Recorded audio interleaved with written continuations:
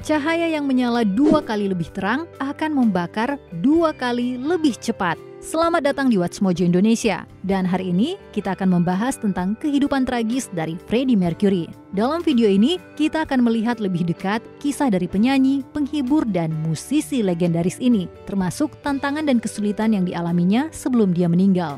I'll carry on as long as I write music and people want to buy it. That's important to me, but I mean that's not the be all and the end all. I mean I just they're very to me happiness is the most important thing. Hanya ada sedikit musisi yang telah membuat kesan yang lebih signifikan atau lebih lama daripada Freddie Mercury. Dengan range suara yang luar biasa, gaya vokal opera yang tidak konvensional, dan penolakan untuk mengikuti norma-norma maskulinitas, Freddie Mercury adalah seorang pria yang menentang kebiasaan di setiap kesempatan. When you face an audience of 300,000 people like I saw you in Rio, do you get intimidated by the size of that crowd? No, the bigger the better. In everything. Dan bersama rekan satu bandnya di Queen, dia telah meninggalkan warisan musik abadi yang terus beresonansi dengan para pendengarnya sampai hari ini. Freddie Mercury meninggal terlalu muda, tapi bahkan sebelum diagnosis fatalnya, penyanyi Bohemian Rhapsody ini telah menghadapi banyak tantangan. Mercury berjuang dengan cara yang hanya bisa dibayangkan oleh sedikit penggemar. Everybody was taking drugs. So the combination of all those things and the massive success where you start to think you can do anything and lead any kind of life without any consequences. Untuk semua kegembiraan, pesta liar, dan semangat hidupnya, Mercury juga memiliki iblis dan perjuangan batin yang ia pertahankan sepanjang hidupnya. Your life is going to be very difficult. Freddie Mercury dilahirkan pada 5 September 1946 di British Protectorate of Zanzibar. Orang tuanya, Bomi dan Jal Busara, memberinya nama Farouk, sebuah nama yang populer di Parsis sesuai dengan latar belakang etnis agama mereka yang artinya bahagia dan beruntung. The name we selected for him is Farouk. That was his birth name. That was the name at that time, very fashionable in the Parsis, and I just wanted to name him that. Pada umur 7 tahun, dia mulai mengikuti pelajaran piano yang terbukti penting dalam perkembangan musiknya. Freddie used to come running after breakfast. Then the radio was on, and then when the music was finished, he went to the stool again and played that tune. I must get him some music lessons. He's got an ear for music. Mercury dikirim ke sekolah asrama di India ketika dia berumur 8 tahun, dan meskipun rasanya sulit untuk dipercaya, pada saat itu dia adalah anak yang sangat pemalu. Giginya yang overbite membuat keadaan menjadi semakin buruk karena dia menjadi bahan ejekan di antara teman-temannya, dan Mercury pun dijuluki Bucky. I was born with 4 additional incisors. More space in my mouth means more range. I'll consider your offer. Meskipun ini membuat banyak anak-anak menjauhinya, Farouk Busara kecil berkembang dalam lingkungan sekolah asrama. Pada saat dia berumur 12 tahun, dia membentuk band pertama bersama teman sekolahnya. I'm practicing a lot and I really like every minute of it. But I have to tell you about something else. Bruce Murray had the idea to form a band and asked me if I wanted to be in it. We will call ourselves the Hectics. Di waktu itu juga, ia mulai menggunakan nama Freddie dan menyebut dirinya sebagai seorang performer. Teman-teman sebayanya mendeskripsikan Freddie sebagai orang yang pemalu dan suka pamer, tergantung pada situasi. Dualitas inilah yang mengikuti Mercury sepanjang hidupnya. Terlihat gembira dari luar, namun merasa tidak aman di dalam batin. Freddie went around calling people darling. We were sort of terribly shocked, to something was not done and not spoken about in public. And we were all terribly shocked. I mean, you didn't hear a boy saying darling to another boy. You didn't say it to a girl in public in those days, damn it. Meskipun sebagian besar dari masa kecilnya, Mercury merasa bahagia, kehidupan berbalik pada tahun 1964, ketika keluarganya harus melarikan diri dari Zanzibar saat sebuah revolusi kekerasan terjadi. It was very frightening. It was really frightening. And everybody was rushing around and didn't know what to do exactly, And because we had young children, we had to decide to leave the country. Revolusi itu akhirnya menyebabkan banyak kematian dari orang Arab dan India, dengan estimasi korban yang meninggal mencapai 20.000 jiwa. Beruntungnya, keluarga Busara keluar tepat waktu dan pindah ke kota Feltham di Middlesex, Inggris. If Freddie had the choice, he would have been born at the age of about 21 in Feltham. Meskipun tragedi membawa keluarga Bulsara ke Inggris, kepindahan itu memberikan Freddie peluang yang tidak mungkin didapatkannya di kampung halaman. Di sini, dia bisa belajar seni di West London's Isleworth Polytechnic, disusul dengan desain grafis di Ealing Art College. Semua itu dilakukan sambil terus mengembangkan musiknya, baik selama masa studi maupun setelah lulus. Leaving in the spring of 66 with an A grade A-level under his belt. Mercury terlibat dalam beberapa proyek, namun ketika dia bergabung dengan band Smile yang nantinya akan berubah menjadi Queen, itulah saat dimana hidupnya berubah untuk selamanya. Well, then you'll need someone new. Any ideas? What about me? Not with those teeth, mate. Kisah tentang kesuksesan Queen telah didokumentasikan dengan baik di tempat lain, jadi kami akan lebih fokus secara spesifik pada kehidupan pribadi Freddie. Ketika band itu naik dan berubah menjadi dewa musik rock, Freddie menjadi ikon. Sifat flamboyannya di atas panggung diterima secara umum terlepas dari permasalahan gender dan norma pada saat itu. Tapi hal tersebut memang menimbulkan banyak spekulasi mengenai seksualitasnya, lebih jauh lagi homofobia. So it's visual, it's got to be, So visual theatrics will always be used. All the greatest acts have used it in one way or other. Puluhan tahun setelah kematiannya pun orang-orang masih mencoba menerka seksualitasnya. Apakah dia seorang gay ataukah dia seorang biseksual? Sebenarnya, kebingungan publik atas identitas seksualnya merupakan cerminan dari ketidakjelasan sang penyanyi itu sendiri. I think I'm bisexual. Freddie, okay? Mercury tidak pernah memberikan jawaban yang jelas kepada media ketika ditanya mengenai seksualitasnya. Dia membiarkan tindakan berbicara untuknya. Meski begitu, perilaku Freddie memang menghasilkan pertentangan dari para penggemar. Ketika gayanya semakin mencerminkan fashion gay culture era 80-an, para pendengar di Amerika mulai berbalik melawan band ini. What do you think? Gayer? Not this, darling, the house. Beberapa penggemar bahkan ada yang melemparkan pisau cukur ke atas panggung, mendorong Freddie untuk mencukur kumis gaynya. Karena Freddie tidak pernah mengidentifikasikan dirinya sebagai gay secara eksplisit, sebagian dari penggemar berusaha untuk membersihkan citranya.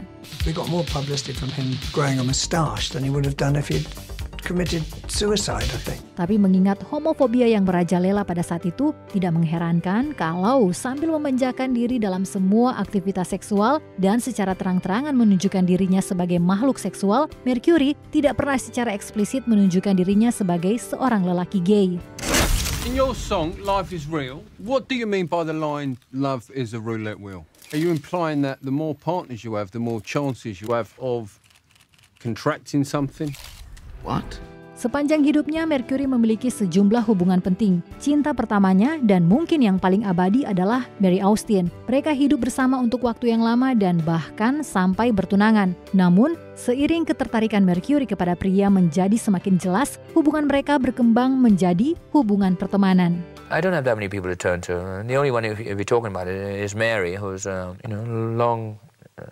She's been a girlfriend of mine for a long time, and even though we're not together right now, I sort of refer to her a lot. Selama bertahun-tahun, Freddie memiliki banyak kekasih, namun hanya sedikit dari mereka yang benar-benar penting dalam kisahnya. Di tahun 1975, dia bertemu dengan DJ radio Paul Prenter pada sebuah bar dan kemudian berkembang menjadi bagian penting dalam kehidupan Freddie, melibatkan dirinya bersama sang rockstar, baik sebagai dirinya sendiri maupun manajernya.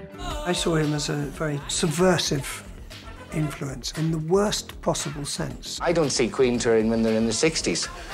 I won't be with them if they are. I hope that I'm sleeping. Well, Paul Prento was to Freddie was his partner in crime. Mereka adalah sepasang kekasih dan selama bertahun-tahun mereka berperilaku seperti pasangan hidup. Akan tetapi, pengaruh profesional Prenter terhadap Freddie tampaknya membuat perselisihan bagi sang penyanyi dan juga bandnya. Do you mind pissing off? This is a band discussion. Meskipun hubungan Prenter dan Mercury sebagian besar tersembunyi dalam misteri, tampaknya itu merupakan hubungan yang mudah berubah dan toksik. Sebelum meninggal karena penyakit yang berkaitan dengan AIDS, Prenter menjual cerita tentang Freddie ke sebuah tabloid. I don't care about you. Paul doesn't care about you. You don't belong here, Freddie. Come home. Di waktu yang sama ketika Prenter dan Mercury berpisah, Freddie memulai hubungan dengan Jimmy Hutton yang hidup dengannya bertahun-tahun di sisa hidupnya. Meskipun dia memiliki kekasih dan teman, kehidupan Mercury ditandai dengan rasa kesepian yang intens dan mendalam. Dalam sebuah wawancara yang jujur, sang penyanyi mengungkapkan kalau dia merasa selalu sendirian. Sure, there comes a time when you want to share your life with someone. Yes, but nobody wants to share their life with me. Menurut pengakuannya, dia cenderung mudah untuk jatuh cinta. Dan karena dia sering patah hati, dia belajar untuk menutup diri, menahan ketika dia berasa tertarik pada seseorang yang baru. Before he leaves boarding school, the 14-year-old Freddie jots in a friend's autograph book, "Modern paintings are like women.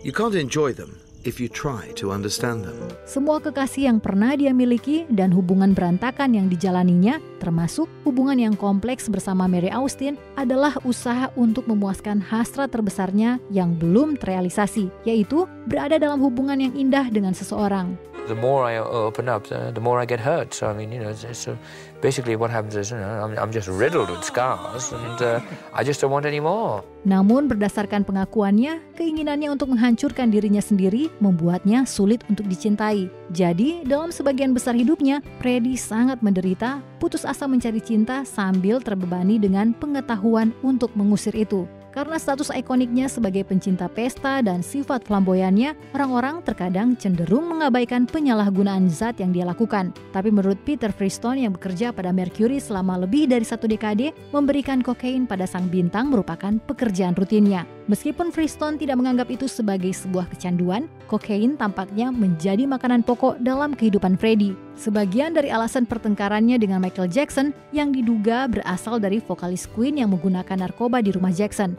Umumnya, kamu tidak bisa berpesta selama berhari-hari seperti yang dilakukan Mercury tanpa merusak perilakumu. I've been hideous. I know that, and I deserve your fury. I've been conceited, selfish. Ketika sedang tidak tampil atau menghibur, dia dikenal cukup pemalu dan obat-obatan tampaknya menjadi alat penting untuk membantunya keluar dari cangkangnya. Bagian terakhir dalam kehidupan Freddie Mercury adalah bagian yang paling suram dan yang paling diketahui. I've got it. Got what?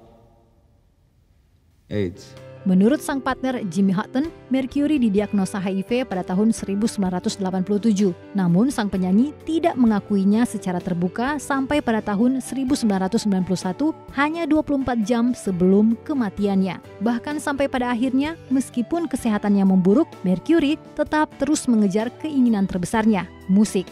Berbicara dengan gitaris Queen, Brian May, menjelang akhir hidupnya, dia mengatakan pada rekan satu bandnya, "Tuliskan lebih banyak lagi untukku, tuliskan materinya. Aku ingin menyanyikan ini dan melakukannya, dan ketika aku pergi, kamu bisa menyelesaikannya."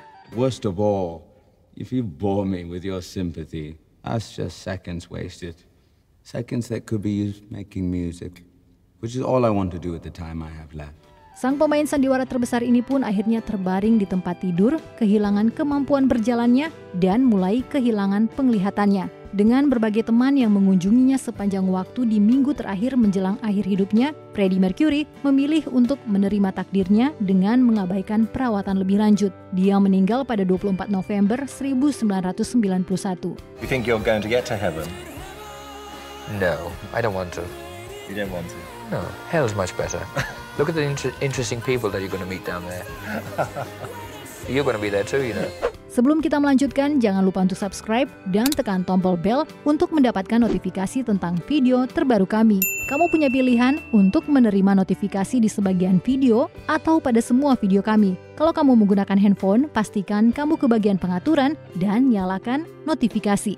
Freddie meninggalkan uang dalam jumlah yang cukup besar untuk semua orang, mulai dari Jimmy Hutton sampai pada koki dan supir pribadinya. Semua orang yang membuat hidupnya tidak begitu sepi. Namun sebagian besar kekayaannya dia tinggalkan pada Mary Austin, cinta dalam hidupnya dan sahabatnya yang paling lama. His life really had been his work, and I think his joy had been that. And I think without it,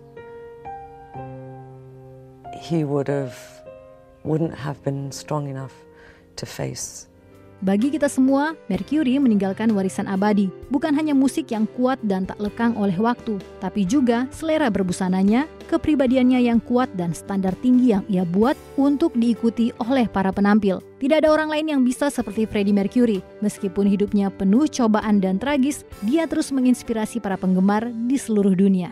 I don't regret any of the things I did. I'm just me, I'm just me.